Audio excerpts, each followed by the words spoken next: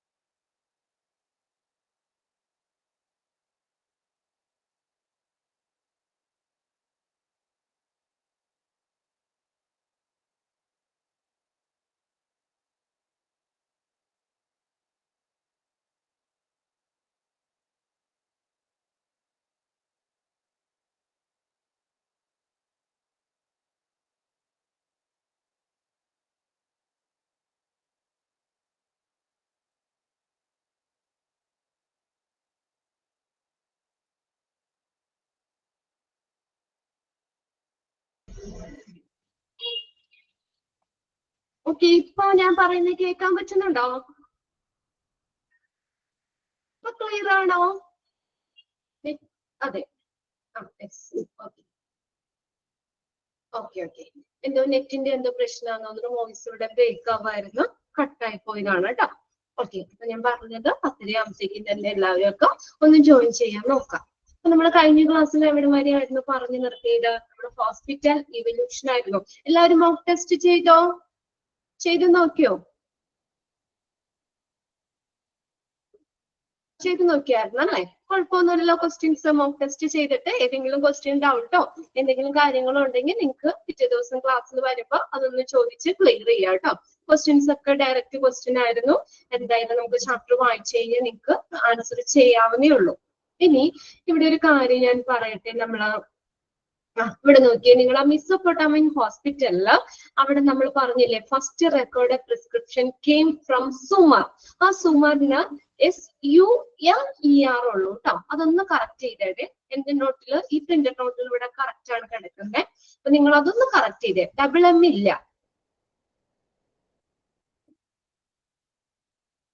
Second ചാപ്റ്ററിൽ question കൊടുത്തിട്ടുണ്ട് കേട്ടോ. മോക്ക് ടെസ്റ്റിൽ 5 ക്വസ്റ്റ്യൻ ഇട്ടിട്ടുണ്ട്. ഓക്കെ, ഒന്ന് നോക്കിയാൽ മതി, നിങ്ങൾ കയറി ഒന്ന് നോക്കിയാൽ മതി കേട്ടോ. അപ്പൊ നോക്കിയാൽ സുമർ എന്നുള്ളതിന്റെ സ്പെല്ലിംഗ് ഒന്ന് കറക്റ്റ് ചെയ്തത് കേട്ടോ. SUMER. ഓക്കെ, നമ്മള് ഹോസ്പിറ്റൽ എവല്യൂഷൻ ആ പറഞ്ഞു നിർത്തിയത് എവിടെ വരെയായിരുന്നു പറഞ്ഞ? ശുശ്രുത വരെയല്ലേ പറഞ്ഞു നിർത്തിയത്? ഓക്കെ, ശുശ്രുത.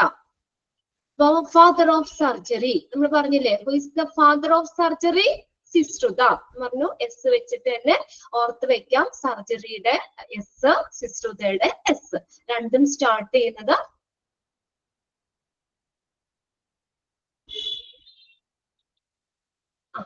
ഓക്കെ. നമ്മള് നിങ്ങളോട് ക്വസ്റ്റ്യൻസ് ഒക്കെ ചോദിക്കണം എന്നൊക്കെ ആഗ്രഹമുണ്ട്. പക്ഷെ എല്ലാ ക്ലാസ്സിലും ഇടയ്ക്കിടയ്ക്ക് ഞാൻ ചോദിക്കാം കേട്ടോ. ഫുള്ള് നിങ്ങൾ ചോദിച്ച് നമുക്ക് ഇത് ഇവിടെ നമ്മൾ മ്യൂട്ട് ചെയ്തിട്ടേക്കാണ് നിങ്ങളുടെ എല്ലാരും. എന്നുവെച്ചാൽ നമ്മള് ഇപ്പൊ ലൈവില് കയറുന്നവർ ഇപ്പൊ എത്രയാ 135ഓളം പേര് നമുക്ക് ലൈവ് ക്ലാസ്സിൽ കയറുന്നുണ്ട്. പക്ഷെ ഇതിനേക്കായി ഒത്തിരി പേര് റെക്കോർഡ് ക്ലാസ് കാണുന്നവരാണ്. അപ്പൊ അവർക്ക് നമ്മുടെ ഇടയിലുള്ള സംഭാഷണമൊക്കെ അവർക്ക് എന്താ ഒരു ഡിസ്റ്റർബൻസ് ആയിരിക്കും. അതുകൊണ്ടാണ് ഇവിടെ ഓൺ മ്യൂട്ട് ചെയ്ത് ക്ലാസ് നിങ്ങൾക്ക് തരുന്നത്. ലാസ്റ്റ് ഒരു 5 മിനിറ്റ് മുന്നേ ഞാൻ അൺമ്യൂട്ട് ചെയ്യാം. അപ്പോ 1-2 ക്വസ്റ്റ്യൻ ചോദിക്കാം. ഓക്കെ, നമുക്ക് 1 മണിക്കൂർ എന്ന് പറഞ്ഞു കഴിഞ്ഞാൽ മാക്സിമം മോക്ക് ടെസ്റ്റ് പഠിച്ചാൽ തന്നെ പാസ്സാകുമോ? അതൊക്കെ കുഴപ്പമൊന്നുമില്ല. മോക്ക് ടെസ്റ്റും നമുക്ക് ഇതും പഠിക്കണം, രണ്ടും പഠിക്കണം. അതിനിപ്പോ നമ്മൾ ആ ഒരു ഏരിയയിലെ എല്ലാ ക്വസ്റ്റ്യനും നമ്മൾ ഇടുന്നില്ലല്ലോ. അതിന് ഒരു 5 ക്വസ്റ്റ്യൻ മാത്രമാണ് നിങ്ങൾക്ക് മോക്ക് ടെസ്റ്റ് ഇടുന്നുള്ളൂ. അപ്പൊ ബാക്കിയിട്ട് നമ്മുടെ പ്രിന്റഡ് നോട്ടിൽ അടയാളപ്പെടുത്തി തരുന്നില്ലേ, അതൊക്കെ നോക്കി നമ്മുടെ ഈ നോട്ട് ബേസ് ചെയ്ത് പഠിക്കാം. മെയിൻ എക്സാം ഓൺലൈൻ തന്നെയായിരിക്കും കേട്ടോ. എല്ലാവരും ഓൺലൈനേ ഉള്ളൂ, ഓഫ്ലൈൻ ആയിട്ട് ഒന്നും കൊടുക്കുന്നില്ല. ഇനി ബാക്കിയുള്ള കാര്യങ്ങളൊക്കെ നിങ്ങൾക്ക് പതുക്കെ പതുക്കെ ചോദിക്കാം. നമ്മുടെ ക്ലാസ് നമ്മൾ സ്റ്റാർട്ട് ചെയ്യാം. ഓക്കെ, നമ്മൾ പറഞ്ഞത് 4th 1 ആയിരുന്നു. എവല്യൂഷനില് ശുശ്രുതനെ കുറിച്ചാണ് പറഞ്ഞത്. Father of surgery, ancient Indian surgeon non of for his outstanding operation and technique and for his influential dissertation എന്ന് പറഞ്ഞാൽ പ്രബന്ധം. അദ്ദേഹത്തിന്റെ ഔട്ട്സ്റ്റാൻഡിംഗ് ആയിട്ടുള്ള പ്രവർത്തനങ്ങളും ടെക്നിക്കുകൾ കൊണ്ടും ഒരു ശുശ്രുത സംഹിത എന്ന് പറഞ്ഞ ഒരു പ്രബന്ധം കൊണ്ടും ഒക്കെയാണ് അദ്ദേഹത്തെ ഫാദർ ഓഫ് സർജറി എന്നറിയപ്പെടുന്നത്. അപ്പൊ നോക്കിയേ, ശുശ്രുതന്റെ ടെക്സ്റ്റ് ഏതാണ്? ശുശ്രുതൻ എഴുതിയ ടെക്സ്റ്റ് ശുശ്രുത സംഹിത. അതൊന്ന് നോട്ട് ചെയ്തിട്ടേ കേട്ടോ. നോക്കിയേ അടുത്ത്, the main origin of knowledge about the surgery in ancient India. Ancient ഇന്ത്യയിലെ സർജറിനെ കുറിച്ച് കുറച്ച് നോളജ് തരുന്ന ഒരു പ്രബന്ധമാണ് ശുശ്രുത സംഹിത. അതിനകത്ത് ശസ്ത്രക്രിയാ വിധികളെ കുറിച്ചും കാര്യങ്ങളും ഒക്കെയാണ് പറയുന്നത്. അത് ഞാൻ കഴിഞ്ഞ ക്ലാസ്സിൽ പറഞ്ഞില്ലേ. ശുശ്രുതൻ രചിച്ച ആയുർവേദ ഗ്രന്ഥമാണ് ശുശ്രുത സംഹിത എന്ന് പറയുന്നത്. അതിൽ വൈദ്യശാസ്ത്രത്തിന്റെ തന്നെ ഏറ്റവും പ്രധാനപ്പെട്ട ഒരു ടെക്സ്റ്റ് ആണ്. അതിനകത്ത് നമ്മള് ശസ്ത്രക്രിയാ രീതികളെ കുറിച്ചൊക്കെയാണ് അതിനകത്ത് പ്രതിപാദിക്കുന്നത്. 300ഓളം ശസ്ത്രക്രിയാ രീതികളും 120 ശസ്ത്രക്രിയാ ഉപകരണങ്ങളെ കുറിച്ചും ഒക്കെ ഈ ടെക്സ്റ്റിൽ പറയുന്നുണ്ട് എന്ന് പറഞ്ഞു. അപ്പോ ഈ സർജറിയുമായി ബന്ധപ്പെട്ട് നോളജ് തരുന്ന ഒരു ടെക്സ്റ്റ് ആണ് ശുശ്രുത സംഹിത. അത് ശുശ്രുതനെ എഴുതിയ ഒരു ടെക്സ്റ്റ് ആണ്. അത് ഓർത്ത് വെക്കുക. അപ്പൊ അതിൽ നിന്ന് ചോദിക്കാം, ഫാദർ ഓഫ് സർജറി ആരാന്ന് ചോദിക്കാം. ഈ ശുശ്രുതന്റെ എഴുതിയ പ്രബന്ധം ഏതാന്ന് ചോദിക്കാം. ശുശ്രുത സംഹിത. ഓക്കെ, ഇനി അടുത്തത് നെക്സ്റ്റ് വരുന്നത് ചരകയാണ്. ചരക, ഈ പേരുകളൊക്കെ നിങ്ങൾ ഓൾറെഡി കേട്ടിട്ടില്ലേ? Charaka. Charaka was one of the main contribution to Ayurveda. ആയുർവേദത്തിന് നല്ലൊരു സംഭാവന നൽകിയ ഒരു വ്യക്തിയാണ് ചരക എന്ന് പറയുന്നത്. ഫസ്റ്റ് ടൈം ആണോ ചരക കേൾക്കുന്നേ? ചരക ശുശ്രുതയൊക്കെ ഓക്കെ. ആയുർവേദത്തിന് വളരെയധികം കോൺട്രിബ്യൂഷൻ നൽകിയ ഒരു വ്യക്തിയാണ് ചരക എന്ന് പറയുന്നത്. അദ്ദേഹം നോക്കിയേ. യെസ്, എല്ലാവരും അതെ ചരക കേട്ടിട്ടില്ല. ഓക്കെ, എന്നാ ഇനിയിപ്പോ കേട്ടോളാം. ഇനി കേട്ടില്ല എന്ന് പറയരുത്. ആയുർവേദത്തെ കുറിച്ച്, ആയുർവേദത്തിന് നല്ലൊരു കോൺട്രിബ്യൂഷൻ നൽകിയ ഒരു വ്യക്തിയാണ് Charaka. A system of medicine and lifestyle developed in ancient India. ആയുർവേദം എന്ന് പറഞ്ഞത് ഇന്ത്യയുടെ തന്നെ ഏറ്റവും പുരാതനമായ ഒരു ചികിത്സാ സംവിധാനമാണ്, സമ്പ്രദായമാണ് ഈ ആയുർവേദം എന്ന് പറയുന്നത്. ആയുർവേദ മരുന്നുകളൊക്കെ കഴിക്കുന്നവരുണ്ടോ? ആയുർവേദ ട്രീറ്റ്മെന്റ് ഒക്കെ എടുക്കുന്നവര് ഉണ്ടോ? ഇല്ല. നോ, ആരും കഴിക്കുന്നില്ല. ഓക്കെ, ഇംഗ്ലീഷ് മെഡിസിൻ ഒക്കെയാണ് എല്ലാവരും ഇപ്പൊ കഴിക്കുന്നത് അല്ലെ? ഓക്കെ, അപ്പൊ നോക്കിയേ, കുറച്ച് പേര് എസ് എന്നിട്ടുണ്ട്, അവർക്കറിയാം. എന്തായാലും നമ്മുടെ ചരക എന്ന് പറയുമ്പോൾ തന്നെ ഓർക്കുക, ആയുർവേദത്തിന് വളരെയധികം സംഭാവന നൽകിയ ഒരു വ്യക്തിയാണ് ചരക. അതുകൊണ്ട് തന്നെ അദ്ദേഹത്തെ ഫാദർ ഓഫ് ആയുർവേദ എന്നറിയപ്പെടുന്നു. അതൊന്ന് നോട്ട് ചെയ്ത് വെച്ച് അവിടെ, ഫാദർ ഓഫ് ആയുർവേദ ചരക. എക്സാമിന് ചോദിക്കൂ കേട്ടോ, ട്രൈ ചെയ്തിട്ടുണ്ട്. ഓക്കെ, അതൊന്ന് അവിടെ പ്രിന്റ് നോട്ടിൽ തന്നെ, പ്രിന്റ് നോട്ടല്ല, നിങ്ങളുടെ ടെക്സ്റ്റിൽ തന്നെ, ടെക്സ്റ്റ് അല്ലേ, ആ ടെക്സ്റ്റിൽ തന്നെ നിങ്ങളൊന്ന് നോട്ട് ചെയ്ത് വെക്കുക കേട്ടോ. ഇനിയും ടെക്സ്റ്റ് കിട്ടാത്തവരുണ്ടോ?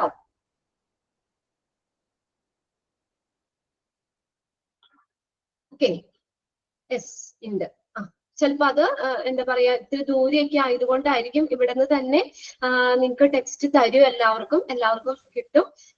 അപ്പോ ടെക്സ്റ്റ് കിട്ടിയവര് ടെക്സ്റ്റിൽ ഒന്ന് നോട്ട് ചെയ്യുക. അല്ലാത്തവര് ഒരു റഫിൽ ഒന്ന് ഒറ്റ ഒരു സെന്റൻസ് എഴുതിയാൽ മതി. ഫാദർ ഓഫ് ആയുർവേദ ആരാണ്? ചരക.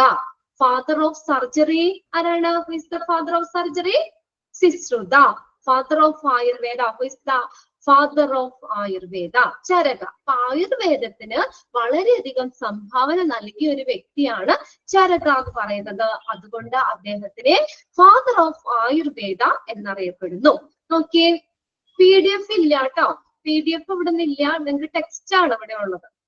ഇവിടെ ഇപ്പൊ നിങ്ങൾക്ക് ഞാനിവിടെ ഷെയർ ചെയ്തേക്കുന്നത് സ്ക്രീൻ ജസ്റ്റ് നിങ്ങൾക്ക് നോക്കാം. ടെക്സ്റ്റ് ഉള്ളവര് ടെക്സ്റ്റിൽ എടുക്കാം, ടെക്സ്റ്റ് ഇല്ലാത്തവര് ഇപ്പൊ ഷെയർ ചെയ്തേക്കുന്ന സ്ക്രീൻ നോക്കുക കേട്ടോ. എല്ലാവർക്കും ടെക്സ്റ്റ് ഇവിടെ നിന്ന് തരും. Okay, A system of medicine and lifestyle developed in ancient India. ഞാൻ പറഞ്ഞില്ലേ, ഇന്ത്യയുടെ തന്നെ ഏറ്റവും പുരാതനമായ ഒരു ചികിത്സാ സമ്പ്രദായമാണ് ആയുർവേദം എന്ന് പറയുന്നത്. അതിന്റെ മീനിങ് എന്താണെന്ന് അറിയോ? ആയുർവേദം എന്നുള്ള മീനിങ് ആയുസ്സിന്റെ വേദം എന്നാണ് ആയുർവേദം കൊണ്ട് അർത്ഥമാക്കുന്നത്. ആയുസ്സിന്റെ വേദം. ഇതിനകത്ത് നമ്മൾ പറയുന്നത്, ആയുർവേദത്തിൽ പറയുന്നത്, ആയുർവേദത്തെ കുറിച്ച് ഒന്ന് രണ്ട് കാര്യം ഞാൻ പറയാം, ജസ്റ്റ് ഒന്ന് മനസ്സിലാക്കി വെക്കാം. ഇനിയും ആരെങ്കിലും ആയുർവേദം ചോദിക്കുമ്പോൾ നിങ്ങൾക്ക് പറയാൻ വേണ്ടി മാത്രം. ഓക്കെ, ഇതിനകത്ത് ടെക്സ്റ്റില് അല്ല, നിങ്ങളുടെ ഇതിനകത്ത് പറയുന്നില്ല എങ്കിൽ പോലും ഒന്ന് രണ്ട് കാര്യം ഞാൻ പറഞ്ഞുതരാം. ആയുർവേദം എന്ന് പറഞ്ഞ ആയുർവേദത്തിൽ പറഞ്ഞേക്കുന്ന നമ്മുടെ മനുഷ്യരും സർവ്വചരാചരങ്ങളും ഉണ്ടായിരിക്കുന്നത് പഞ്ചഭൂതങ്ങൾ കൊണ്ടാണ്. പഞ്ചഭൂത കേട്ടിട്ടില്ലേ? ഏതൊക്കെയാ പഞ്ചഭൂത?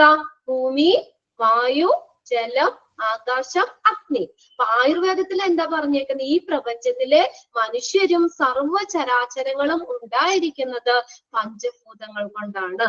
അതാണ് ആയുർവേദത്തിന്റെ തത്വം. ഓക്കെ, ഇനി ഈ വസ്തുക്കൾ കൊണ്ട് തന്നെയാണ് ആയുർവേദത്തിൽ ട്രീറ്റ്മെന്റും പറയുന്നത്. ഈ വസ്തുക്കൾ കൊണ്ട് തന്നെയാണ്, ഈ പഞ്ചഭൂതാസം നമ്മൾ പറഞ്ഞു, ഈ വസ്തുക്കൾ കൊണ്ട് തന്നെയാണ് ആയുർവേദത്തില് ട്രീറ്റ്മെന്റ് പറഞ്ഞിരിക്കുന്നത്. ഒരു മനുഷ്യന്റെ ശരീരത്തില് ആയുർവേദ സിദ്ധാന്തം അനുസരിച്ച് 3 ദോഷങ്ങളാണുള്ളത്. 3 ദോഷങ്ങൾ. വാത, അത് കേട്ടിട്ടുണ്ടാവും നിങ്ങൾ അല്ലെ? പഞ്ചഭൂത നിങ്ങൾ കേട്ടിട്ടില്ലേ? ഏതൊക്കെയാണ് പഞ്ചഭൂത? ഭൂമി, കേട്ടിട്ടുണ്ട്. വായു, ജലം, അഗ്നി, ആകാശം. പഞ്ചഭൂതങ്ങള്.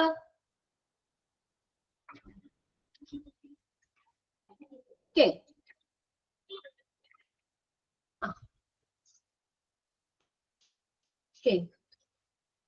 നോട്ട് ചെയ്താ?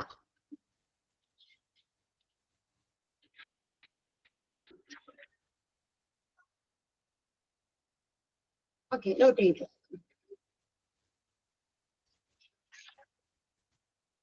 എന്താ പറഞ്ഞേക്കുന്നത്? അപ്പൊ ഈ നമ്മള് ഈ ആയുർവേദ സിദ്ധാന്തം അനുസരിച്ച്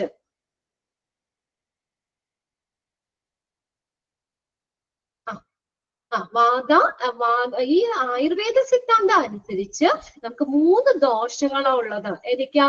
വാത, പിത്ത, പിത്ത കഫ, PATA വാത, പിത്ത PITTA, പിത്ത കഫ. ഈ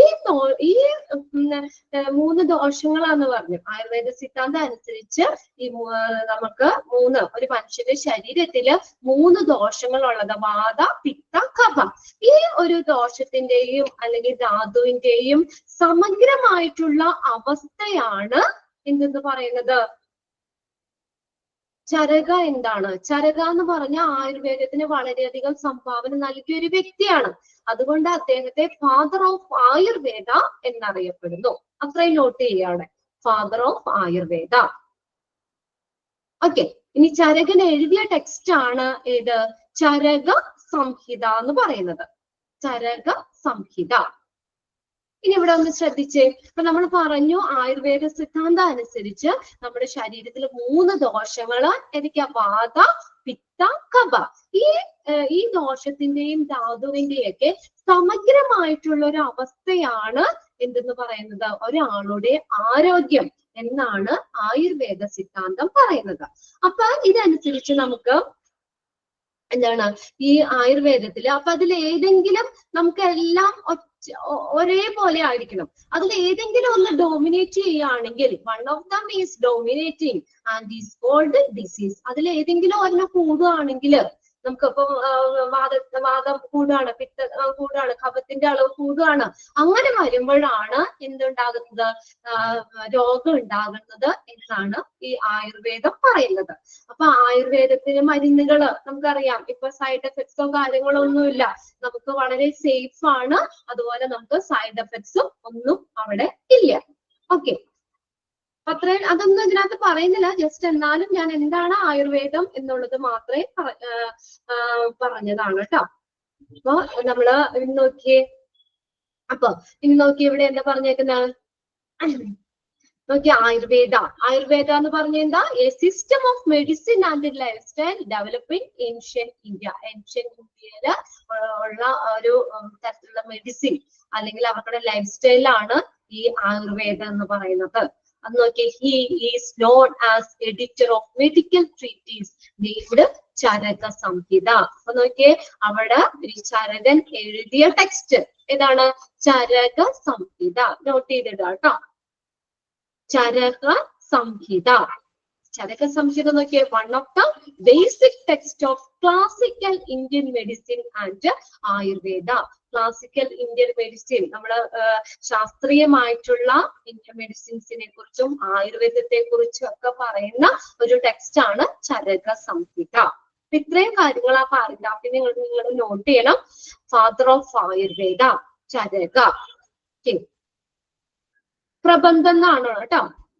ട്രീറ്റീസ്, മെഡിക്കൽ ട്രീറ്റീസ് പ്രബന്ധം തന്നെ.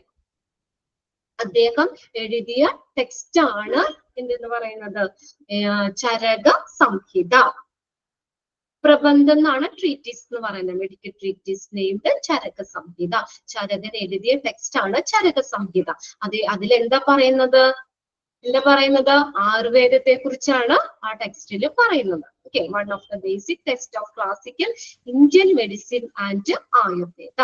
ഇനി അടുത്തത്, അപ്പൊ നമ്മൾ സുശ്രുത പറഞ്ഞു, ചരക പറഞ്ഞു. ഇനി അടുത്ത് നോക്കിയേ, 6th one, can be traced back to Buddha and Ashoka.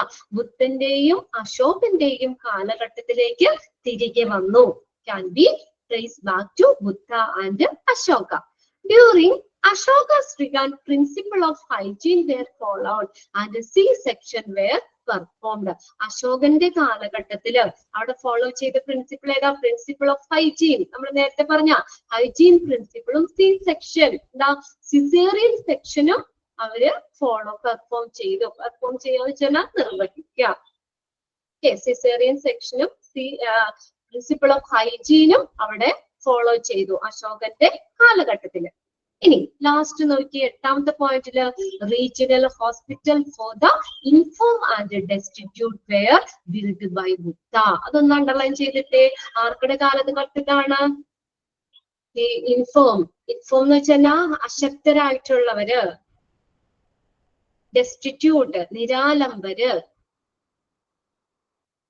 അശക്തരായിട്ടുള്ളവര്, നിരാലംബര് ഇവർക്കൊക്കെ വേണ്ടിയിട്ട് ഒരു റീജിയണൽ ഹോസ്പിറ്റൽ സ്ഥാപിച്ചത് ഈ ബുദ്ധന്റെ കാലഘട്ടത്താണ്. അത് ചോദിക്കാട്ടോ. The regional hospital for the infirm and destitute were built by Buddha. ബുദ്ധന്റെ കാലഘട്ടത്തിലാണ് ഈ അശക്തരായിട്ടുള്ളവർക്ക്, ഡെസ്റ്റിറ്റ്യൂട്ട്, നിരാലംബരായിട്ടുള്ളവർക്കൊക്കെ വേണ്ടിയിട്ട് ഒരു ഹോസ്പിറ്റല് സ്ഥാപിച്ചത് ബുദ്ധന്റെ കാലഘട്ടത്തിലാണ്. ഇനി 9th വൺ പറയുന്ന അക്ബർസ് പീരീഡ് ആണ്. അക്ബറിന്റെ കാലഘട്ടം, അവിടെയാണ് യുനാനി മെഡിസിൻ. അപ്പോ in which period Unani medicine introduced?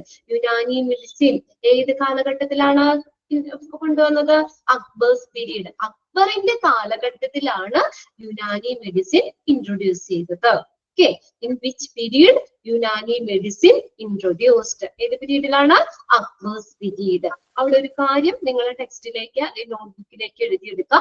The father of Unani എഴുതി വെച്ച അവിടെ. The father of Unani Hippocrates എഴുതിക്കോ. The father of Unani.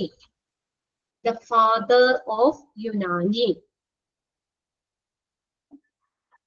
എന്നറിയപ്പെടുന്നത് ഹിപ്പോക്രാറ്റസ് ആണ്. HIPPOCRATES. ഫാദർ ഓഫ് മെഡിസിനും നമ്മൾ പറഞ്ഞു, അതും ഹിപ്പോക്രാറ്റസ് ആണ്. ഓക്കെ, അപ്പൊ അക്ബറിന്റെ പീരീഡ് ആണ് യുനാനി മെഡിസിൻ ഇൻട്രൊഡ്യൂസ് ചെയ്തത്. അപ്പോ നമ്മള് യുനാനി മെഡിസിൻ നിങ്ങൾ കേട്ടിട്ടുണ്ടോ? യുനാനി ചികിത്സ, യുനാനി ട്രീറ്റ്മെന്റ്. യെസ്, കുറച്ച് പേര് കേട്ടിട്ടുണ്ട് എന്ന് പറയുന്നത്.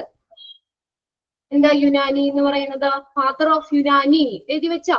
ആരാണ്? ഹിപ്പോക്രാറ്റസ്. ചോദിക്കൂട്ടോ. അദ്ദേഹം ഒരു ഗ്രീക്ക് ഫിലോസഫർ ആയിരുന്നു. അദ്ദേഹം ഈ യുനാനിയില് ഒരു നല്ലൊരു കോൺട്രിബ്യൂഷൻ നടത്തിയതാണ്. ഗ്രീക്കിൽ നിന്നും വന്ന ഒരു വൈദ്യശാസ്ത്രമാണ് യുനാനി എന്ന് പറയുന്നത്. യുനാനി ട്രീറ്റ്മെന്റ്, യുനാനിയിൽ എന്താ പറയണേന്ന് വെച്ചാൽ നമ്മുടെ മനുഷ്യ ശരീരത്തില് ട്രഡീഷണൽ ഹെൽത്ത് കെയർ പറയുന്നുണ്ട്. ഓക്കെ, അപ്പോ ഈ നമ്മള് ഗ്രീക്കിൽ നിന്നും വന്ന ഒരു വൈദ്യശാസ്ത്രമാണ് യുനാനി എന്ന് പറയുന്നത്. യുനാനി ട്രീറ്റ്മെന്റ്, യുനാനിയിൽ എന്താ പറയുന്നതെന്ന് വെച്ചാൽ മനുഷ്യ ശരീരത്തില് നമ്മള് 4 ദ്രവങ്ങളാ ഉള്ളതെന്ന്. 4 ഹ്യൂമേഴ്സ്, HUMORS. ഇതൊന്ന് മനസ്സിലാക്കാൻ വേണ്ടി പറഞ്ഞു എന്നുള്ളൂ കേട്ടോ. ഇനി എവിടെയെങ്കിലൊക്കെ കേൾക്കുമ്പോൾ അറിയില്ലാത്തവരും ഒന്ന് മനസ്സിലാക്കി വെക്കാൻ വേണ്ടി. നമ്മുടെ ശരീരത്തില് 4 ദ്രവങ്ങളാ ഉള്ളതെന്നാണ് യുനാനി ട്രീറ്റ്മെന്റിൽ പറയുന്നത്. എന്തൊക്കെയാണ്? ബ്ലഡ്, രക്തം, ബ്ലഡ്. Film, PHELGM, film. കഫം, വേണമെങ്കിൽ ഒന്ന് നോട്ട് ചെയ്തോ കേട്ടോ. ഫിലം, PHELGM, ഫിലം, കഫം. പിത്തം, അടുത്തത് ബൈൽ, BILE, ബൈൽ. ദെൻ അടുത്ത നോക്കിയേ, കറുത്ത പിത്തം, ബ്ലാക്ക് ബൈൽ, കറുത്ത പിത്തം. ഒന്നുകൂടി പറയാം കേട്ടോ. ഈ നമ്മൾ പറഞ്ഞത് യുനാനി ട്രീറ്റ്മെന്റില്, യുനാനി പറയുന്നത് മനുഷ്യ ശരീരത്തില് 4 ദ്രവങ്ങളാണ് ഉള്ളത്. 4 ഹ്യൂമേഴ്സ്, HUMORS, ദ്രവങ്ങൾ, 4 ദ്രവങ്ങൾ. അതില് ഒന്നാമത്തെ ബ്ലഡ്, രക്തം, രക്തം. രണ്ടാമത്തെ ഫ്ലം, PHELGM, ഫ്ലം, കഫം. ഓക്കെ, മൂന്നാമത്തെ നോക്കിയേ. മൂന്നാമത്തെ ഏതാ? പിത്തം, ബൈല്, BILE, ബൈൽ. ഹ്യൂമർ ആണ് കേട്ടോ, HUMORS, ഹ്യൂമേഴ്സ്. 4 ദ്രവങ്ങള്, HUMORS. ഓക്കെ, ഒന്നുകൂടി പറയാമോ? എന്താ നിങ്ങൾക്ക് മനസ്സിലാവാത്തെ? ഓക്കെ, നമ്മള് യുനാനിയിൽ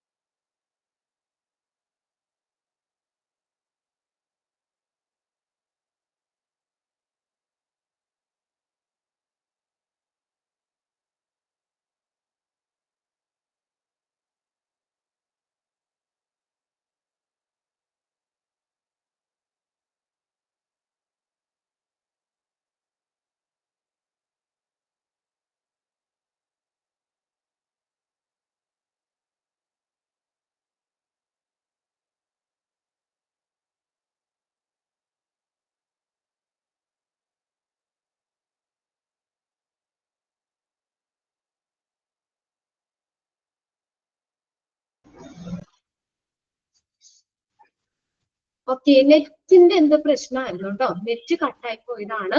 അപ്പൊ നമ്മൾ എവിടെ വെച്ച് നിർത്തിയത്? ഇപ്പൊ ഷെയർ ചെയ്തേക്കുന്ന സ്ക്രീൻ നിങ്ങൾ കാണുന്നുണ്ടോ?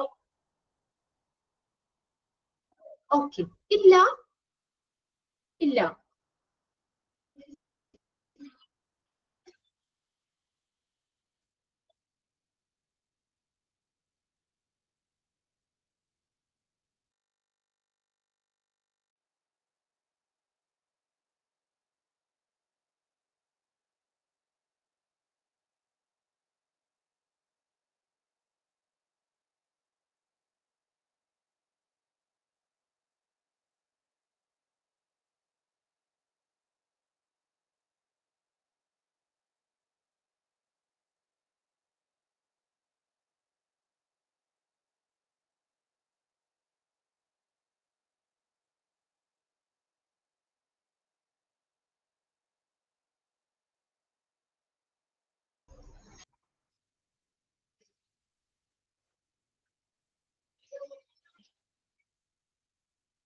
ഇപ്പൊ സ്ക്രീൻ ഉണ്ട് അല്ലേ? വന്നു.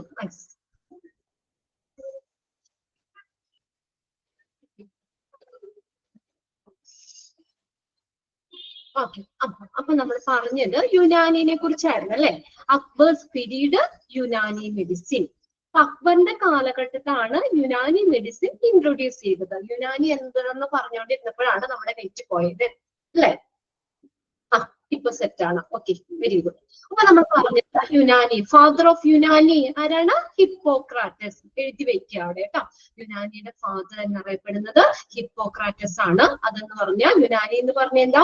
ഗ്രീക്കിൽ നിന്നും വന്ന ഒരു വൈദ്യശാസ്ത്രമാണ് യുനാനി പറയുന്നത്. യുനാനി സിദ്ധാന്തം അനുസരിച്ച് നമ്മുടെ മനുഷ്യ ശരീരത്തില് 4 ദ്രവങ്ങളാണുള്ളത്, 4 ഹ്യൂമേഴ്സ്. അപ്പം യുനാനി സിദ്ധാന്തം അനുസരിച്ച് പറയുന്നത് മനുഷ്യ ശരീരത്തിൽ 4 ദ്രവങ്ങള് ഏതൊക്കെയാണ്? ബ്ലഡ്, ഒന്നാമത്തെ ബ്ലഡ്, രക്തം.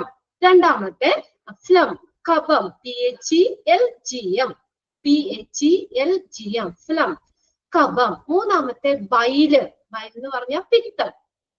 നെക്സ്റ്റ് നാലാമത്തെ ബ്ലാക്ക് ബൈല്, കറുത്ത പിത്തം. ഇങ്ങനെ 4 ദ്രവങ്ങളാണ് മനുഷ്യ ശരീരത്തിന് ഉള്ളത്. ഇതിന്റെ അളവിലോ അല്ലെങ്കിൽ എന്തെങ്കിലും സ്വഭാവത്തിലോ ഉള്ള ഏറ്റക്കുറച്ചിലുകളാണ് രോഗം ഉണ്ടാക്കുന്നത് എന്നാണ് ഈ യുനാനി പറയുന്നത്. അപ്പൊ ഇതിൽ എന്തെങ്കിലും ഇപ്പൊ ബ്ലഡിന്റെ അളവ് കൂടുകയാണെങ്കിൽ, അല്ലെങ്കിൽ കഫത്തിന്റെ അളവ് കൂടുകയാണെങ്കിൽ, അല്ലെങ്കിൽ ബൈല് പിത്തത്തിന്റെ അളവ് കുറയുകയാണെങ്കിൽ, അങ്ങനെ അതിന്റെ അളവിലുണ്ടാകുന്ന ഏറ്റക്കുറച്ചിലുകളാണ് രോഗം ഉണ്ടാക്കുന്നത്. അപ്പൊ ആദ്യം എന്ത് ചെയ്യുന്ന ഈ രോഗം എങ്ങനെ ഉണ്ടായെന്ന് കണ്ടെത്തും. ഇപ്പൊ ബ്ലഡ് കൂടിയിട്ടാണോ, അല്ലെങ്കിൽ ബ്ലഡ് കുറഞ്ഞിട്ടാണോ, പിത്തം കൂടിയിട്ടാണോ, പിത്തം കുറഞ്ഞിട്ടാണോ എന്നുള്ളത് ആദ്യം ഈ രോഗം എങ്ങനെയാണ് ഉണ്ടായെന്ന് കണ്ടെത്തി അതിനനുസരിച്ച് ഈ 4 സംഗതികളെ ബാലൻസ് ചെയ്യാൻ ശ്രമിക്കും. ഇത് 4 ബാലൻസ് ചെയ്യണം. അതാണ് 4 സംഗതികളെ ബാലൻസ് ചെയ്യാൻ വേണ്ടി ചികിത്സിക്കുന്ന ഒരു ട്രീറ്റ്മെന്റ് ആണ് യുനാനി. മനസ്സിലാവണല്ലേ? ഇതിൽ ഏതെങ്കിലും ഏറ്റക്കുറച്ചിൽ ഉണ്ടായാൽ അതാണ് രോഗം ഉണ്ടാക്കുന്നത്. അപ്പൊ ആദ്യം എന്ത് ചെയ്യും? രോഗം എങ്ങനെയാ ഉണ്ടായെന്ന് കണ്ടെത്തും. എന്നിട്ട് ഈ 4 സംഗതികളെയും ബാലൻസ് ചെയ്യാൻ വേണ്ടി ചികിത്സിക്കുന്ന ഒരു രീതിയാണ് യുനാനി എന്ന് പറയുന്നത്. അപ്പൊ നോക്കിയേ, ഫാദർ ഓഫ് മെഡിസിനും ഹിപ്പോക്രാറ്റസ് ആണ്. നമ്മൾ പറഞ്ഞില്ലേ, ഫാദർ ഓഫ് മെഡിസിൻ ആദ്യം പറഞ്ഞു, ഫാദർ ഓഫ് യുനാനിയും അദ്ദേഹമാണ്. ഹിപ്പോക്രാറ്റസ് തന്നെയാണ് ഫാദർ യുനാനിയുടെ. ഓക്കെ, ഇനിയിപ്പോ ഇതിനെന്ന് പറഞ്ഞാൽ നമ്മൾ ആയുർവേദം പോലെ തന്നെ ഇതിന് പച്ചമരുന്നുകളാണ് കേട്ടോ, പച്ചമരുന്നുകളാണ്. ബൈലാണ് കേട്ടോ, ബൈല്, BILE ആണ് കേട്ടോ, ബൈലെന്ന്. ബൈല്, പിത്തം, BILE, B ആണ് കേട്ടോ, P അല്ല B. ഇനി നോക്കിയെവിടെ, ഗ്രീക്കിൽ നിന്ന് വന്ന ഒരു വൈദ്യശാസ്ത്രമാണ് യുനാനി. അപ്പൊ നോക്കിയേ, അപ്പൊ ഇതിനു വേണ്ടി നമ്മൾ സാധാരണയായിട്ട് പച്ചമരുന്നുകൾ തന്നെയാണ് ഇവിടെ ഉപയോഗിക്കുന്നത്. അത് ഗുളിക രൂപത്തിലോ അല്ലെങ്കിൽ ഒരു കഷായ രൂപത്തിലോ ഒക്കെ ആയിട്ട് കൊടുക്കാം. ഓക്കെ, അപ്പൊ നമ്മൾ ഇതാണ് പറഞ്ഞത്, Unani treatment, Unani medicine, Akbar's period. അത്രയും പഠിച്ചാൽ മതി നിങ്ങള്. പക്ഷെ യുനാനി എന്താണെന്നും കൂടി ഞാനൊന്ന് പറഞ്ഞു എന്നുള്ളൂ. ഇനി നാളെ ഒരു അവസരത്തില് നിങ്ങൾ യുനാനി എന്നുള്ള പേര് കേട്ടിട്ടില്ല, ആയുർവേദം എന്താണെന്ന് അറിയില്ല എന്നുള്ളത് നമ്മൾ നിങ്ങൾക്ക് മനസ്സിലാവാൻ വേണ്ടി പറഞ്ഞതാണ്. അപ്പൊ അത്രയും കാര്യങ്ങൾ ക്ലിയർ ആയോ? ഒരു ഇച്ചിരി നമ്മൾ ഈ സമയം കൊണ്ട് എടുത്തുള്ളൂ. ഏതാണ് സിസ്റ്റർ പറഞ്ഞു, നമ്മൾ രണ്ടാമത് പറഞ്ഞത് ചരകയാണ്. ആയുർവേദത്തിന് വളരെയധികം കോൺട്രിബ്യൂഷൻ നൽകിയ ഒരു വ്യക്തിയാണ് ചരക. അതുകൊണ്ട് തന്നെ അദ്ദേഹത്തെ ഫാദർ ഓഫ് ആയുർവേദ എന്നറിയപ്പെടുന്നു. പിന്നെ നമ്മുടെ ചരകൻ എഴുതിയ ടെക്സ്റ്റ് ആണ് ചരക സംഹിത എന്ന് പറയുന്നത്. പിന്നെ നമ്മൾ ഏതാണ് ബുദ്ധന്റെയും അശോകന്റെയും കാലഘട്ടത്തിലേക്ക് തിരിച്ചു വന്നു. അശോകന്റെ കാലഘട്ടത്തില് എന്തൊക്കെയാ ഫോളോ ചെയ്തേ? Principle of hygiene and C-section were performed. അടുത്തത് നമ്മൾ പറഞ്ഞത് റീജിയണൽ ഹോസ്പിറ്റല് ഇൻഫോം ആയിട്ടുള്ളവർക്കും ഡെസ്റ്റിറ്റ്യൂട്ട് ആയിട്ടുള്ളവർക്കും വേണ്ടി ഒരു റീജിയണൽ ഹോസ്പിറ്റൽ നിർമ്മിച്ചത് ആർക്കടെ കാലഘട്ടത്തായിരുന്നു? വേർ ബിൽഡ് ബൈ ആർക്കടെ കാലത്തായിരുന്നു? ഇത് പ്രീവിയസ് ഇയറിൽ ചോദിച്ചിട്ടുണ്ട് കേട്ടോ. Regional hospital for the infirm and destitute were build by ബുദ്ധന്റെ കാലഘട്ടത്തായിരുന്നു. ഇനി അക്ബേഴ്സ് പീരീഡ് ആണ് യുനാനി മെഡിസിൻ ഇൻട്രൊഡ്യൂസ് ചെയ്തത്. ഇങ്ങനെ തന്നെ ചോദിച്ചിട്ടുണ്ട്, in which period Unani medicine introduced? ഏത് കാലഘട്ടത്താണ്? അക്ബേഴ്സ് പീരീഡിലാണ് യുനാനി മെഡിസിൻ ഇൻട്രൊഡ്യൂസ് ചെയ്തത്. Father of Unani Hippocrates. Okay, ഇനി അടുത്ത് നോക്കിയേ, നമ്മൾ 17th സെഞ്ചുറിയിലേക്ക് വരികയാണ്. ഇനി 17th century. Modern system of medicine by arrival Christian missionaries in South India. South ഇന്ത്യയില് ക്രിസ്ത്യൻ മിഷണറീസിന്റെ വരവോട് കൂടി മെഡിസിനില് ഒരു പുതിയ ആധുനിക സമ്പ്രദായം നിലവിൽ വന്നു. ഓക്കെ, സൗത്ത് ഇന്ത്യയില് ക്രിസ്ത്യൻ മിഷണറീസിന്റെ വരവോട് കൂടി മെഡിസിനില് ഒരു ആധുനിക സമ്പ്രദായം അവിടെ നിലവിൽ വന്നു. East India company established first hospital in 1664 in Chennai. എക്സാമിന് ചോദിക്കാറുണ്ട് കേട്ടോ, ആ ഇയർ ഒന്ന് നോട്ട് ചെയ്ത് വെക്കണം. ഈ east India company first hospital establish ചെയ്ത് ഇയർ ചോദിക്കാറുണ്ട് കേട്ടോ. ഇയർ ഒന്ന് പഠിച്ചു വെച്ചേക്കാം.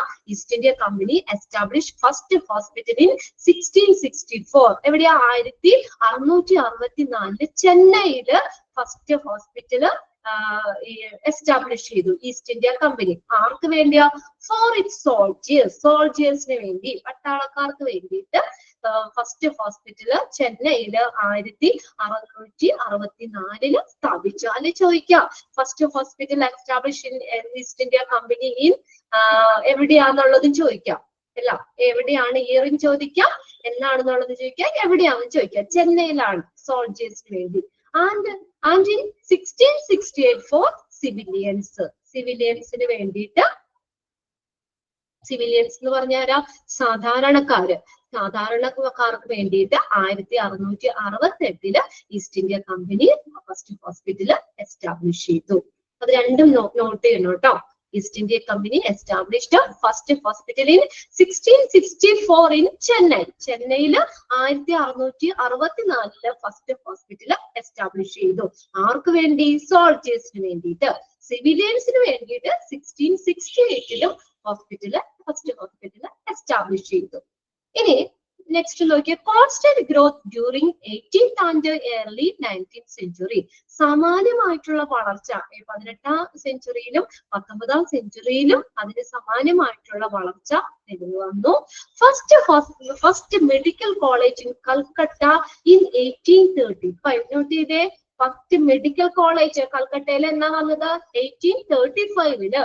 First medical college in Calcutta in 1835. Then മുംബൈയിൽ എത്രയാ? 1845. 10 വർഷം കഴിയുമ്പോ 1845 and ചെന്നൈ 1850. ആ ഇയറുകൾ കണക്ട് ചെയ്ത് പഠിക്കാം കേട്ടോ. കൽക്കട്ടയില് 1835, മുംബൈയില് 1845, ചെന്നൈയില് 1850 ഫസ്റ്റ് മെഡിക്കൽ കോളേജ് എസ്റ്റാബ്ലിഷ് ചെയ്തു വന്നു. ഇനി ഇൻ 1885 1885 ആയപ്പോഴത്തേക്കും എത്ര ഹോസ്പിറ്റൽ വന്നു? 1250 ഹോസ്പിറ്റലുകളും dispensaries. Hospital and dispensary only reaching 10% of the population. പോപ്പുലേഷന്റെ 10% എത്തുന്ന രീതിയിൽ 1250 ഹോസ്പിറ്റലുകളും ഡിസ്പെൻസറീസും നിലവിൽ വന്നു. ഡിസ്പെൻസറി എന്ന് പറഞ്ഞാൽ എന്താ? ഔഷധങ്ങളൊക്കെ, ഔഷധശാലകളും ഹോസ്പിറ്റലുകളും ഔഷധശാലകളും ഒക്കെ നിലവിൽ വന്നു. 1885 ആയപ്പോൾ എത്ര ഹോസ്പിറ്റലുകൾ വന്നു? 1250 ഹോസ്പിറ്റലുകളും ഡിസ്പെൻസറികളും പോപ്പുലേഷന്റെ 10% എത്തുന്ന രീതിയിൽ നിലവിൽ വന്നു. അത്രയാണ് 17th സെഞ്ചുറിയിൽ വന്നേക്കുന്നത്. അപ്പൊ ഇതിനകത്ത് ഇവിടെ ചോദിക്കാം, അപ്പൊ നമ്മളൊക്കെ പറഞ്ഞില്ലേ, the first hospital established in East India Company for soldiers in dash. Soldiers in 1654 is at dash. എവിടെയാണെന്ന് ചോദിക്കാം, അല്ലെങ്കിൽ അതിന്റെ ഇയർ ചോദിക്കാം. ഇതുപോലെ തന്നെ ഇവിടെയും ചോദിക്കാം, the year in which the first medical college in Calcutta. അങ്ങനെ ചോദിക്കാം, the year in which the first medical college in Calcutta എന്താണ്? 1835 അല്ലെ? Then the year in which the first medical college established in Mumbai. മുംബൈയില് 1845, ചെന്നൈയില് 1850. അപ്പൊ അങ്ങനെ നമ്മൾ 1885 ആയപ്പോഴത്തേക്കും 1250 ഹോസ്പിറ്റലുകളും ഡിസ്പെൻസറീസും only reaching 10%, ജനസംഖ്യയുടെ 10% എത്തുന്ന രീതിയിൽ അവിടെ സ്ഥാപിച്ചു. ഓക്കെ, അത്രയാണ് 17th സെഞ്ചുറിയിൽ. ഇനി ലാസ്റ്റ് ഒരു ചെറിയൊരു കാര്യം കൂടി ഉള്ളൂ, emergence of hospital in independent India. Emergence of hospital in independent India. ഇതിനകത്ത് ഇതിന്നൊന്നും ക്വസ്റ്റ്യൻ ഒന്നും ചോദിക്കാറില്ല. ഇവിടെ നോക്കിയേ, ബെഡ് ടു പോപ്പുലേഷൻ റേഷ്യോസ് മാത്രമേ ഉള്ളൂ, ഇതൊന്ന് മനസ്സിലാക്കി വെച്ചാൽ മതി. ബെഡ് ടു പോപ്പുലേഷൻ റേഷ്യോ എത്രയാ? 1:4000. 1:4000 ആണ് ബെഡ് ടു. അതായത് ഒരു പോപ്പുലേഷന് 4000 പോപ്പുലേഷൻ, ജനസംഖ്യ 4000 ആളുകൾക്ക് ഒരു ബെഡ് എന്നുള്ള നിലയിൽ. ഡോക്ടർ ടു പോപ്പുലേഷൻ റേഷ്യോ എത്രയാ? 1:6300. 6300 പോപ്പുലേഷനില് ഒരു ഡോക്ടർ. ഈ ആ റേഷ്യോ പറഞ്ഞേക്കണേ, 1:6300. Nurse population ratio 1:40,000. Nurse population ratio എത്രയാ? 1:40,000. 40,000 ആളുകൾക്ക് ഒരു നേഴ്സ് എന്നുള്ള നിലയില്. Dispensaries in facility in urban and rural area. Urban rural അറിയാലോ. ഡിസ്പാരിറ്റി എന്ന് പറഞ്ഞ വ്യത്യാസം. In facilities in urban area. Urban ഏതാ? നഗരപ്രദേശങ്ങളിൽ അല്ലെ. റൂറൽ എന്ന് പറഞ്ഞാൽ ഗ്രാമപ്രദേശങ്ങളിൽ. അപ്പൊ നഗരപ്രദേശങ്ങളിലും ഗ്രാമങ്ങളിലുള്ള ഫെസിലിറ്റികളില് വ്യത്യാസം ഉണ്ടായി അല്ലെ. ഇപ്പൊ നമ്മുടെ നഗരങ്ങളില് പട്ടണങ്ങളിലെ നോക്കുമ്പോ ഒത്തിരി ഡിഫറൻസ് ഉണ്ട്. നമ്മുടെ ഗ്രാമപ്രദേശത്ത് ഹോസ്പിറ്റലുകൾ അത്രയും ഫെസിലിറ്റികളൊന്നും ഉണ്ടാവണമെന്നില്ല. എന്നാൽ നഗരങ്ങളിൽ അർബൻ ഏരിയയിലൊക്കെ ആവുമ്പോൾ കുറച്ചും കൂടി ഫെസിലിറ്റികൾ കൂടുതലാണ് അല്ലെ. എപ്പോഴും ഒരു നാട്ടിൻപുറത്ത് ചെറിയ ചെറിയ ഇതൊക്കെ ആയിരിക്കും ഉണ്ടാവുള്ളൂ. എന്നാൽ നഗരങ്ങളിലെ സിറ്റീസിലേക്കൊക്കെ ചെല്ലുമ്പോൾ എന്താണ്, അതിന്റെ ഫെസിലിറ്റിയിൽ വ്യത്യാസം ഉണ്ടാവും. എന്താ പറഞ്ഞേക്കുന്നത്? Disparity in facilities in urban and rural. Urban rural ഏരിയയിലുള്ള ഫെസിലിറ്റികളിൽ വ്യത്യാസം ഉണ്ടായിരുന്നു. അറ്റ് ഇൻഡിപെൻഡൻസ് ആയപ്പോഴത്തേക്ക് നോക്കിയേ, 11,000 hospital bed and 7,400 hospitals. അപ്പോ ഇൻഡിപെൻഡൻസ് ആയപ്പോഴത്തേക്കും 11,000 ഹോസ്പിറ്റലുകളും ഹോസ്പിറ്റൽ ബെഡ്സും 7,400 ഹോസ്പിറ്റൽസും വന്നു ഇൻഡിപെൻഡൻസ് ആയപ്പോഴത്തേക്കും. Since the past 50 years concept of today hospital. ഈ കഴിഞ്ഞ 50 വർഷങ്ങളായിട്ട് നമുക്ക് പുതിയൊരു ഹോസ്പിറ്റൽ എന്ന ആശയത്തിലേക്ക് വന്നു. സിൻസ് പാസ്റ്റ് 15 years, കഴിഞ്ഞ 50 വർഷങ്ങളായിട്ട് പുതിയൊരു ഹോസ്പിറ്റൽ എന്ന് പറഞ്ഞ ആശയത്തിലേക്ക് വന്നു. അപ്പൊ ഇത്രയും കാര്യങ്ങളാണ് ഹിസ്റ്ററി ഓഫ് ഹോസ്പിറ്റൽ എന്ന് പറഞ്ഞ ചാപ്റ്ററിൽ പഠിക്കാനുള്ളത്. അപ്പൊ ഫസ്റ്റ് മൊഡ്യൂളില് നമ്മള് ഫസ്റ്റും സെക്കൻഡും ചാപ്റ്ററുകൾ കവർ ചെയ്തു. ഓക്കെ, ഇടയ്ക്കിടയ്ക്ക് ഞാൻ ചോദിക്കും കേട്ടോ, നിങ്ങളൊന്ന് പഠിക്കാൻ വേണ്ടിയിട്ടാണ് ഏതൊക്കെ ചാപ്റ്റേഴ്സ് നമ്മൾ കവർ ചെയ്തു എന്നുള്ളത്. അപ്പൊ ഫസ്റ്റ് മൊഡ്യൂളില് ഇൻട്രൊഡക്ഷൻ പഠിച്ചു, ഹിസ്റ്ററി ഓഫ് ഹോസ്പിറ്റലും പഠിച്ചു. ക്ലിയർ അല്ലേ? ഓക്കെ, ക്ലിയർ അല്ലേ? ഓക്കെ, ഇനി അടുത്തത് നമ്മൾ പഠിക്കാൻ പോകുന്നത് നെക്സ്റ്റ്. ഇനിയിപ്പോ ഫസ്റ്റ് മൊഡ്യൂളില് ഇപ്പൊ കുറച്ച് നിങ്ങളുടെ മൊത്തം മൊഡ്യൂളുകളെ നമ്മൾ കുറച്ച് ഡിവൈഡ് ചെയ്തേക്കാണ് കേട്ടോ. അല്ലെങ്കിൽ ഒരു ടീച്ചർ തന്നെ എപ്പോഴും വന്നു കഴിഞ്ഞാൽ നിങ്ങൾക്ക് ബോറടിക്കൂലേതാ? ഇല്ലേ? ഒരു ടീച്ചർ തന്നെ എപ്പോഴും വന്നു കഴിഞ്ഞാൽ ബോറടിക്കും. അപ്പൊ അതുകൊണ്ട് നമ്മള് എന്താ പറയാ, 4 ടീച്ചേഴ്സ് ആയിട്ട് ഇത് ഡിവൈഡ് ചെയ്തെടുക്കുന്നത്. ഇപ്പൊ എല്ലാവരും തന്നെ കയറിയിട്ടുണ്ടാവും. ഈശാമോൾ കയറിയിട്ടുണ്ടാവും, പിന്നെ ഷെറിയ മിസ് കയറി, പ്ലീസ മിസ് കയറി, പിന്നെ ഞാനും. 4 പേരാണ് നിങ്ങൾക്ക് മൊത്തം മൊഡ്യൂളുകൾ ഹാൻഡിൽ ചെയ്യുന്നത്. അപ്പൊ അതില് നമ്മുടെ ഫസ്റ്റും സെക്കൻഡും മൊഡ്യൂളിൽ എനിക്ക് 2 ചാപ്റ്ററേ ഉള്ളൂ, ഇൻട്രൊഡക്ഷനും ഹിസ്റ്ററി. ഇനി നമ്മൾ പോകുന്നത് സെക്കൻഡ് മൊഡ്യൂളില് നമ്മൾ ബ്ലഡ് ബാങ്ക് എന്ന് പറഞ്ഞ ചാപ്റ്റർ ആണ് സെക്കൻഡ് മൊഡ്യൂളിൽ. ടെക്സ്റ്റ് ബുക്ക് എന്താണാവോ ലേറ്റ് ആവുന്നത്, ഇച്ചിരി ദൂരെ ആയതുകൊണ്ടായിരിക്കും ചിലപ്പോ ടെക്സ്റ്റ് ബുക്ക് ലേറ്റ് ആയി വന്നോ. ഞാനേ അടുത്തൊരു ചാപ്റ്റർ എന്ന് പറഞ്ഞാൽ നിങ്ങൾ ടെക്സ്റ്റ് ഉള്ളവരൊന്നും എടുത്തേ, ബ്ലഡ് ബാങ്ക് ആണ് കേട്ടോ. ബ്ലഡ് ബാങ്ക്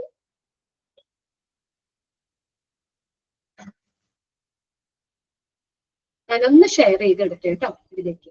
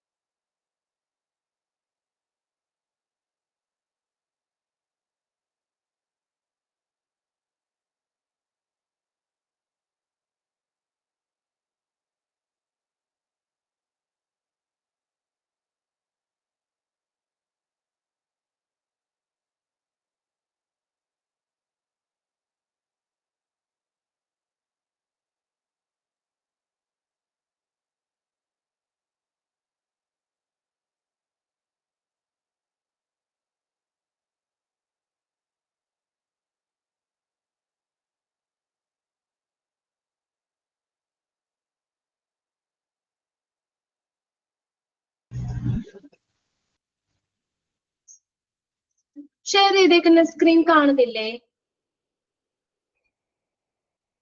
ഓക്കെ, അത് നമ്മൾ സെക്കൻഡ് മൊഡ്യൂളിലെ 4ാമത്തെ ചാപ്റ്റർ ആണ് കേട്ടോ. കാണുന്നില്ലേ? ഇല്ലേ? കുറച്ചു പേര് എസ് ഇട്ടിട്ടുണ്ടല്ലോ. കുറച്ചു പേര് ഇട്ടിട്ടുണ്ടല്ലോ. കുറച്ചു പേര് ഇല്ല, കുറച്ചു പേര് എസ് ഇട്ടിട്ടുണ്ടല്ലോ. എന്താ കുറച്ചു പേർക്ക് കാണാം, കുറച്ചു പേർക്ക് കാണാൻ പറ്റാത്തേ? ഇല്ല, ഭൂരിഭാഗം പേര് കാണാൻ പറ്റുന്നില്ല എന്നാണല്ലോ. ഓക്കെ, എന്തായാലും ജസ്റ്റ് നമ്മളെ ചാപ്റ്ററിലേക്ക് കടക്കണതിന് മുന്നേ കുറച്ച് കാര്യങ്ങൾ പറയാം. എന്നിട്ട് നമുക്കിപ്പോ PDF-ന്റെ ആവശ്യമില്ല എങ്കിലും ഞാനൊന്ന് പറഞ്ഞു വെക്കാം. നമുക്കിനി ഒരു 10 മിനിറ്റ് അല്ലേ ക്ലാസ് ഉള്ളൂ.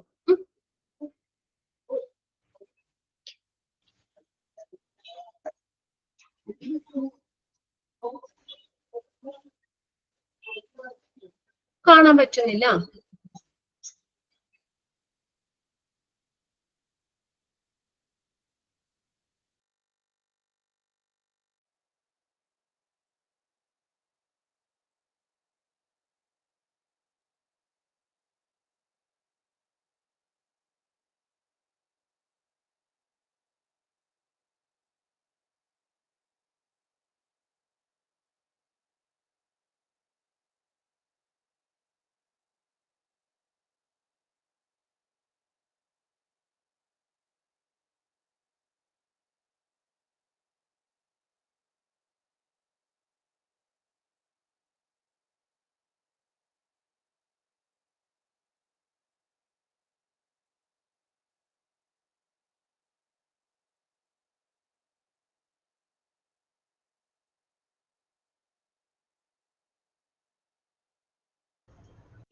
Okay, ready ആയല്ലേ?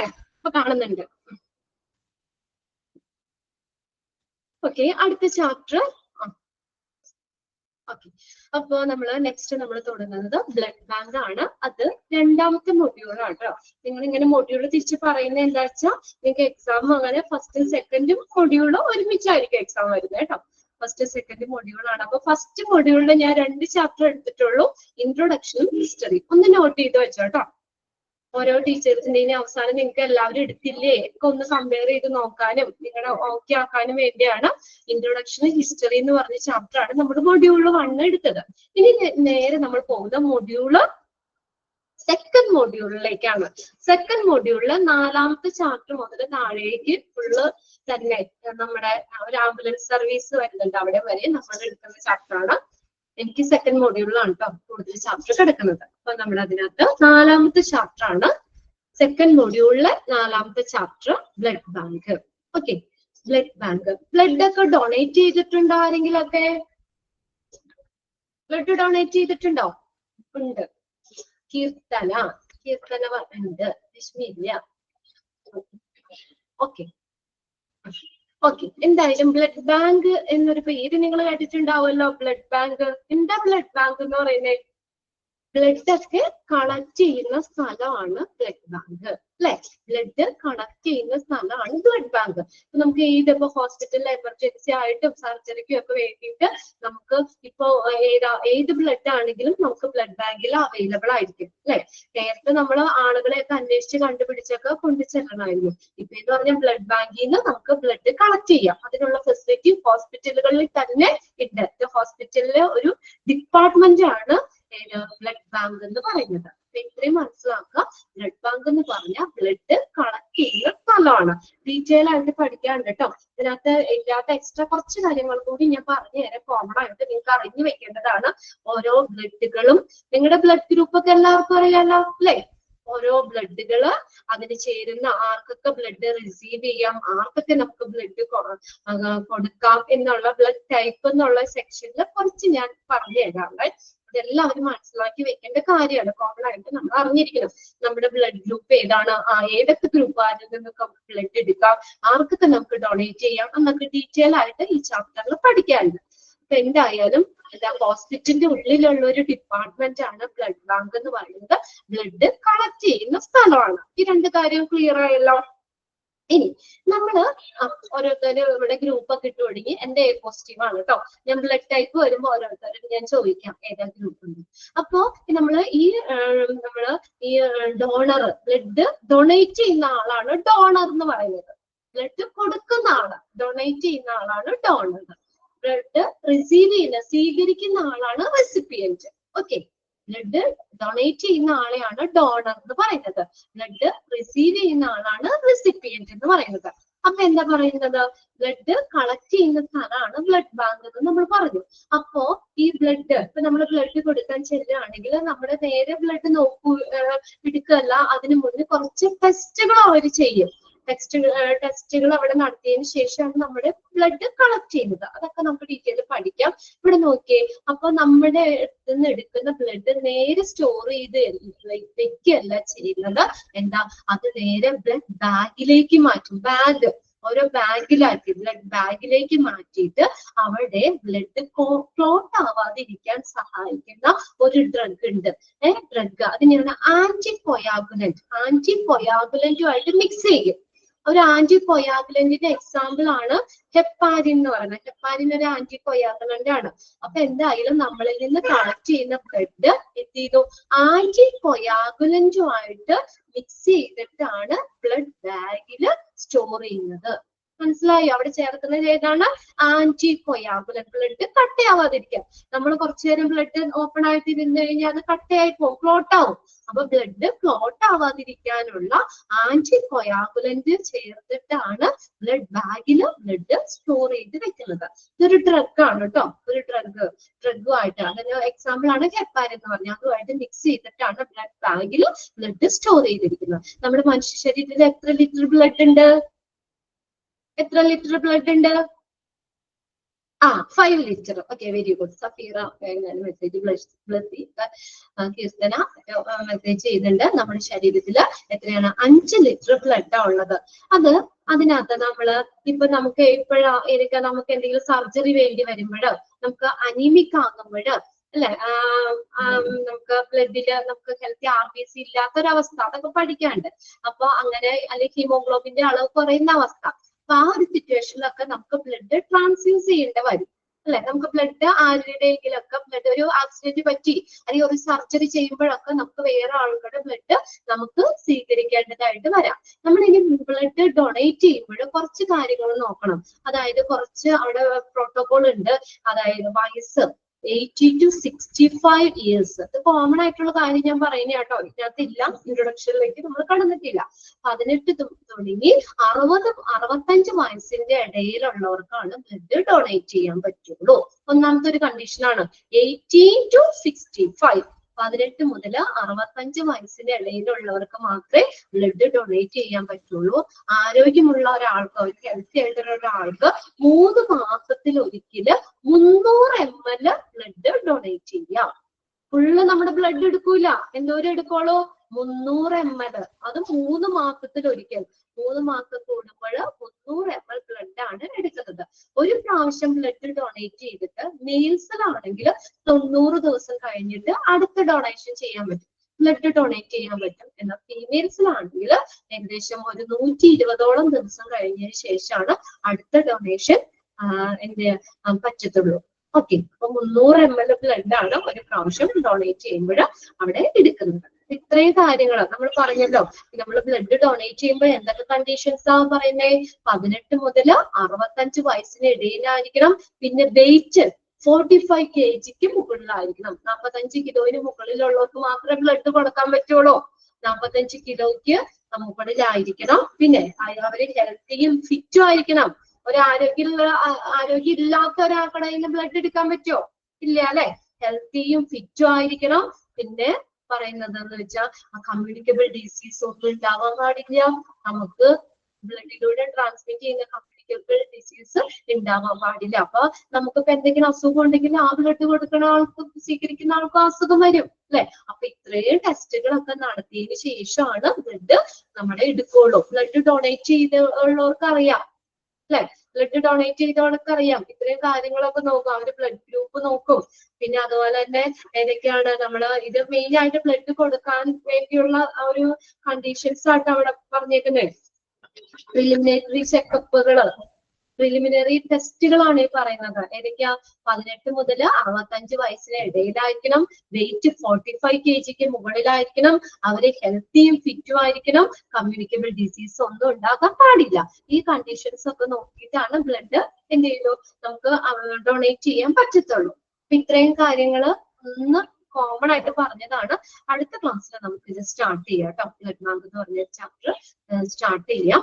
ഇത്രയും കാര്യങ്ങളൊക്കെ ഒന്ന് നോക്കുക. പിന്നെ നമ്മള് ഇതിനകത്ത് പഠിക്കാണ്ട്, ഡീറ്റെയിൽ ആയിട്ട് പഠിക്കാണ്ട്, അവിടെ ഇൻട്രൊഡക്ഷൻ കഴിഞ്ഞ് പിന്നെ ഫങ്ഷൻസ് വരുന്നുണ്ട്, ഒരു ഓർഗാനോഗ്രാം വരുന്നുണ്ട്. പിന്നെ ഇവിടെ ബ്ലഡ് ഗ്രൂപ്പുകൾ ഡീറ്റെയിൽ ആയിട്ട് അവിടെ നമുക്ക് പഠിക്കാണ്ട്, ബ്ലഡിലെ കമ്പോണൻസ് പഠിക്കാനുണ്ട്. പിന്നെ ബ്ലഡ് ട്രാൻസ്ഫ്യൂഷൻ എന്താണ്, അങ്ങനെ കുറച്ച് ജോബ് റെസ്പോൺസിബിലിറ്റി, ഇത്രയാണ് ആ ചാപ്റ്ററിൽ വരുന്നത്. ഓക്കെ, അത് നമുക്ക് അടുത്ത ക്ലാസ്സിൽ സ്റ്റാർട്ട് ചെയ്താൽ മതി. ഇന്ന് നെറ്റിന്റെ പ്രശ്നമൊക്കെ ആയിരുന്നു എന്ന് തോന്നുന്നു. ഇടയ്ക്കിടയ്ക്ക് ക്ലാസ് ബ്രേക്ക് ആവുന്നുണ്ടായിരുന്നു, അതിന്റെ ഇടയ്ക്ക് നെറ്റ് പോയി. അതുകൊണ്ട് അല്ലെങ്കിൽ നമുക്ക് കുറച്ച് അങ്ങോട്ട് കവർ ചെയ്യായിരുന്നു. കുഴപ്പമില്ല, നമുക്ക് അടുത്ത ക്ലാസ്സിൽ തുടങ്ങാം കേട്ടോ. ഓക്കെ.